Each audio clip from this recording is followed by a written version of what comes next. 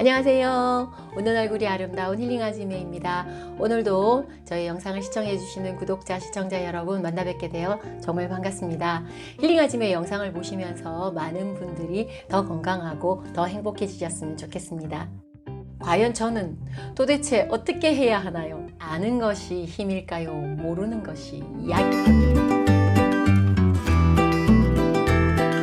손발도 차고 살도 잘 안 찌고, 그러니까 당신은 소민입니다. 신장 기능이 약하고 또 생식기 쪽으로 자궁이나 이쪽으로도 약하고, 그러다 보니 수승하강이 잘 되지 않아서 입술도 잘 마르고 또 인후염이 잘 오고, 미숙님은 소양인입니다. 모든 한의사들을 대표해서 제가 사과드리겠습니다. 미숙님은 금음 체질입니다. 과연 제 체질은 뭘까요? 궁금하시다면 구독, 좋아요, 알람 설정 먼저 하시고 오겠습니다. 체질을 감별하러 간 건 아니에요. 그 인후염이 걸려서 한의원을 갔고, 뭐 심지어 작은 무좀이 하나 생겨도 제가 한의원을 가고, 저는 양의보다는 한의를 더 조금 신뢰하는 편이라서 병원을 가기보다는 한의원을 가고, 한의원 가기보다는 아예 병원을 안 가는 경우가 더 많고, 병원도 안 가고 한의원도 안 가는 이유 중에 가장 큰 거 하나가 제가 사실 좀 팔랑귀거든요. 팔랑팔랑. 그분에 대한 신뢰도를 떠나서 일단 그분들은 저보다 그 분야의 전문가이기 때문에 믿을 수밖에 없고 따를 수밖에 없고, 그걸 따르면 내 몸이 좋아진다고 하니, 그래서 저는 웬만하면 안 들으려고 노력을 해요. 듣고 나면 이게 팔랑귀가 작동을 해서 거기에 또 빠질까 봐. 제가 가지고 있는 얇은 지식 중에 한 가지가 뭐냐면, 동의보감에서는 미병을 치료하는 의사가 최고의 의사다라는 말이 있고, 또 서양의학의 아버지 히포크라테스는 음식으로 고칠 수 없는 병은 약으로도 고칠 수 없다라고 얘기를 했거든요. 그러니 저한테 맞는 음식이 뭔가, 저한테 좋은 음식이 뭘까, 그렇게 생각을 하게 된 거죠. 동양의학인 한의학에서도 또 서양의학에서도 모두 최고의 치료제는 음식이라는 이야기를 하고 있잖아요. 그런데 의사 선생님들마다 갈 때마다 제 체질이 달라지니 과연 저는 어떻게 해야 하나요? 이렇게 체질에 관심을 갖다 보니 동의보감과 사상의학은 다르더라고요.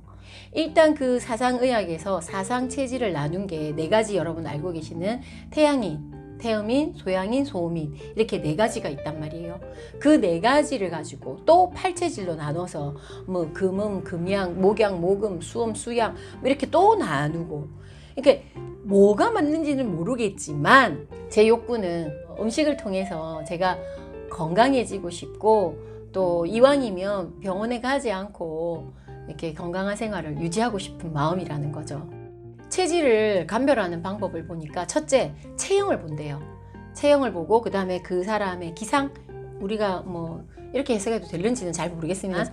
에너지, 그 사람의 기운, 이런 것들을 보게 되고, 그 사람의 성격으로 인해서 유발되는 행동이나 뭐 이런 태도, 이런 것을 또 보고, 그리고 또 평상시에는 모르다가 어떤 욕구가 생겼을 때 이 사람이 어떻게 행동하는가에 따라서 또 체질을 구분한다고. 그래서 그렇게 구분된 체질을 나타나는 병에 따라서 그에 맞는 처방을 이렇게 내려주는 것이라고 하더라고요.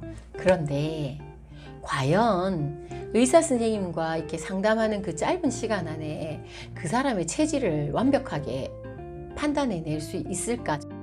특히 제가 소음인 체질이라는 진단을 받았을 때는 20대, 30대거든요. 그때는 살도 안 찌고 손발도 차고 에너지가 엄청나게 떨어지는 때였거든요. 그래서 소음인이라는 진단을 받았던 것 같고, 소양인은 제가 40대 중반이 지나고 나서 소양인이라는 진단을 받았거든요. 그때만 해도 30대보다 살도 더 찌고 생활하는 패턴이 완전히 조금 달라지고, 요거 일하는 업무에 따라서 제가 약간의 리더 기질도 조금 보였을 거고, 또 최근에 받은 금음 체질이라는 진단을 받을 때는 50대 후반이었거든요.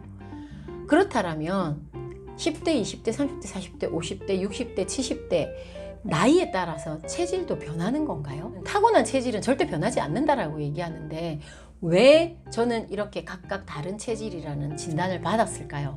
뭐 체질에 맞지 않다, 좋다 이런 음식을 정확하게 구분해서 먹지는 않았기 때문에 이렇게 체질이 여러 번 바뀌어도 불편함 없이 예민하지 않게 지나왔는데, 마지막에 받았던 금음 체질은 제한하는 음식들이 너무 많거든요.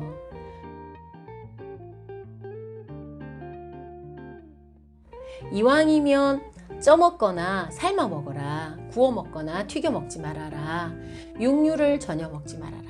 그러다 보니까 제가 10년 동안 먹지 않았던 회를 이렇게 새로 먹게 됐고요. 뭐 그거는 좀 좋았어요. 회를 이제 왜 육류를 못 먹으니까 그나마 동물성 단백질을 취할 수 있는 거는 생선이니까. 그래서 생선회, 생선구이, 그다음에 해조류 정도를 먹으라고 얘기를 하고, 또 먹지 말라는 것 중에 하나가 중요한 게 뭐냐면요, 우유예요. 유제품. 유산균조차도 먹지 말라고 하니까, 먹지 말라는 것들이 너무 많다 보니까 정말 과연 이 체질 감별이 맞는 건가? 지난 그 소음인 소양인까지 다 떠오르는 거예요. 이런 의문점이 드는 거죠.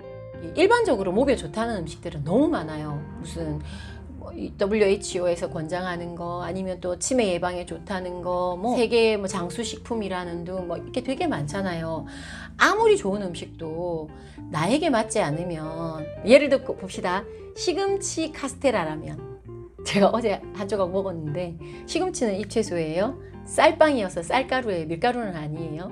근데 그 안에 뭐 우유가 들어가거나 또 중간에 크림이 들어가 있으니까 기름 종류가 들어가 있겠죠. 그렇다면 저는 이럴 때 시금치만 쏙쏙 뽑아 먹어야 되나? 이 영상을 보시는 여러분들 혹시 저와 같은 고민하고 계시지 않습니까? 아니면 아예 뭐 체질에 대해서 신경도 안 쓰고 맛있게 골고루 먹으면 최고다. 저도 강의를 할 때 항상 말씀드리는 것 중에 하나가 골고루 먹는 게 최고라고 말씀을 드리고 있거든요.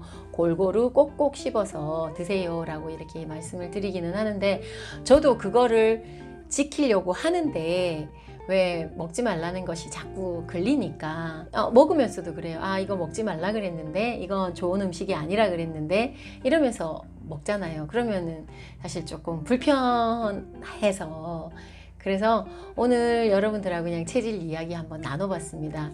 우리가 체질을 아는 것이 힘일까요? 모르는 것이 약일까요?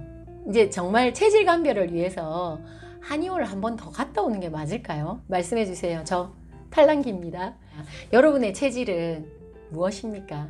오늘도 힐링 아지매와 함께 해주셔서 감사합니다. 사랑합니다. 덕분입니다.